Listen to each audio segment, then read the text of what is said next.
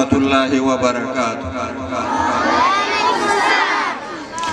إن الله وملائكته يصلون على النبي يا أيها الذين آمنوا صلوا عليه وسلموا تسليما. طول بشوق بني درود شريف واي. اللهم صل على محمد وعلى آل محمد كما صليت على إبراهيم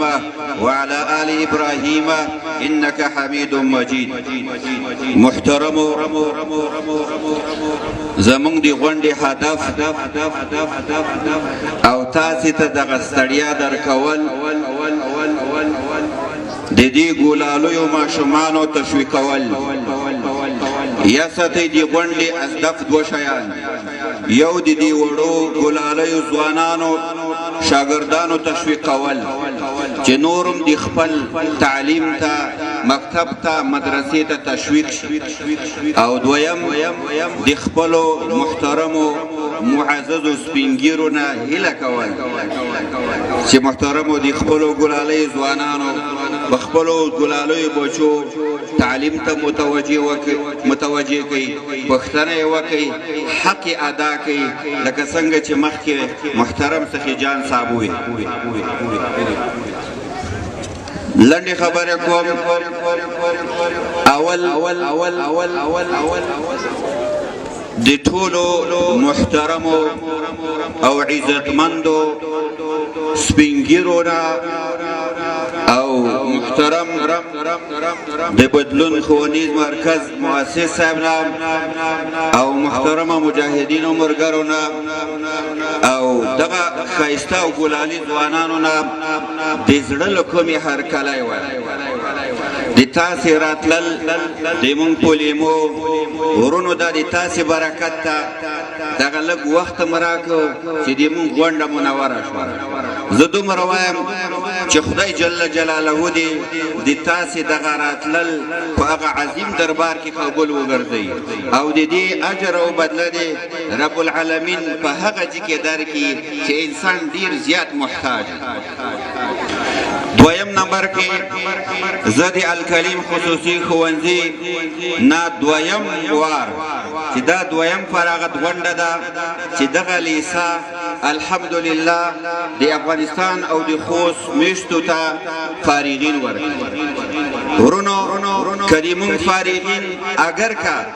د کم په لحاظ باندې ډېر کم دي، خو الحمدلله کیفیت ډېر اعلی ده، کوالیټي ډېر اعلی ده. امید در انشاء الله تعالی چې دغه تنکي ځوانان به یو وخت د وطن بهترین خدمت کوي او دا د مونږ ارزو ده. مونږ کمیت ته زیاتوالي ته اعتبار نه ورکوو، د مونږ مقصد کوالیټي ده، کیفیت ته لږ دې وي خو بهترین دي. الحمدلله دغه دویم ځل افتخار ده چې الکلیم خصوصي ښوونځی د ټولنې د خدمت لپاره 9 نفره ځوانان د 2 سلم فارغي. زه د زړه له کومې نه د دوی ته مبارکي ورکوم او دعا ورته کوم د ټول الکلیم د استادانو په نمایندګي باندې د لیسې په نمایندګي باندې موږ دوی ته بخشش ته دلته موږ سره تقریبا 6 کاله تېر کړل. انسان د کته او پورته راځي، د الله حق بخل کېږي خو د بنده حق نه بخل کېږي. لکه څنګه چې دوی موږ نه بخښنه وکړه موږ دوی ته بخشش ته خو ورسره هیله ترې کوم چې محترمو ځوانانو ورونو یوه کیسه درته وکړم. محترم سخي جان دا ځوان چې تاسې ولیده بیان یې وکړو، ډېر یو عاجز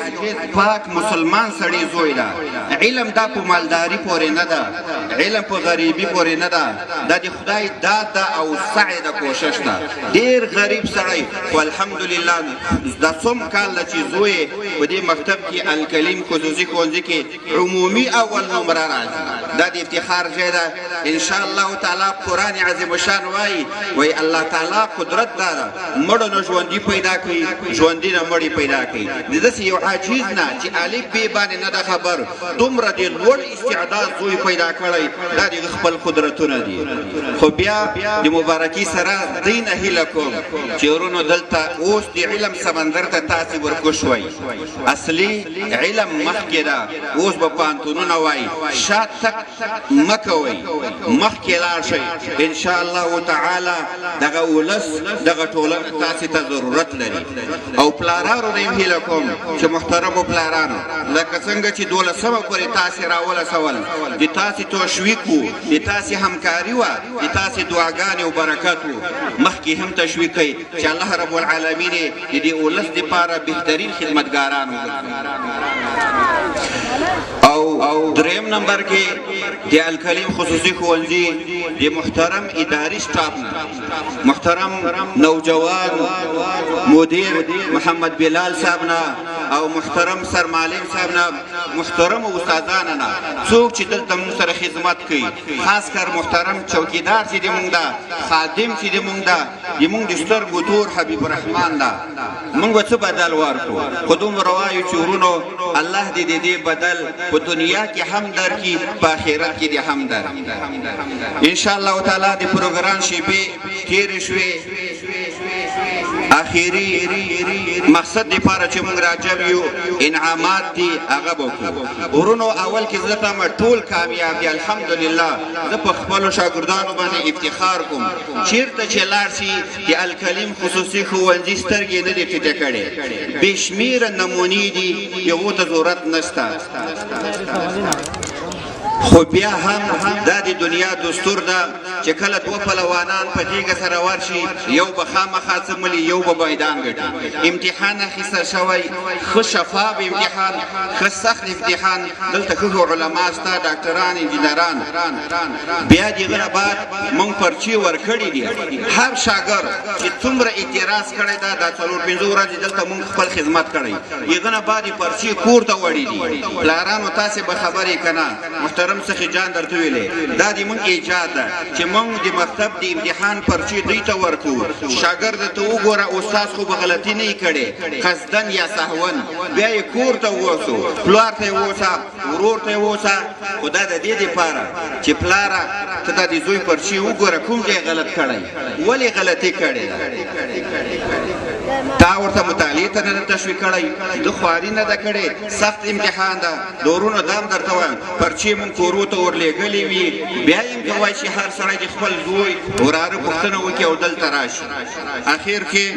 الله رب العالمین دې موږ او د تاسې دغه غونډه په خیر او عافیت سره انتها ته ورسي ورونو وطن د غمونو نه ډک ده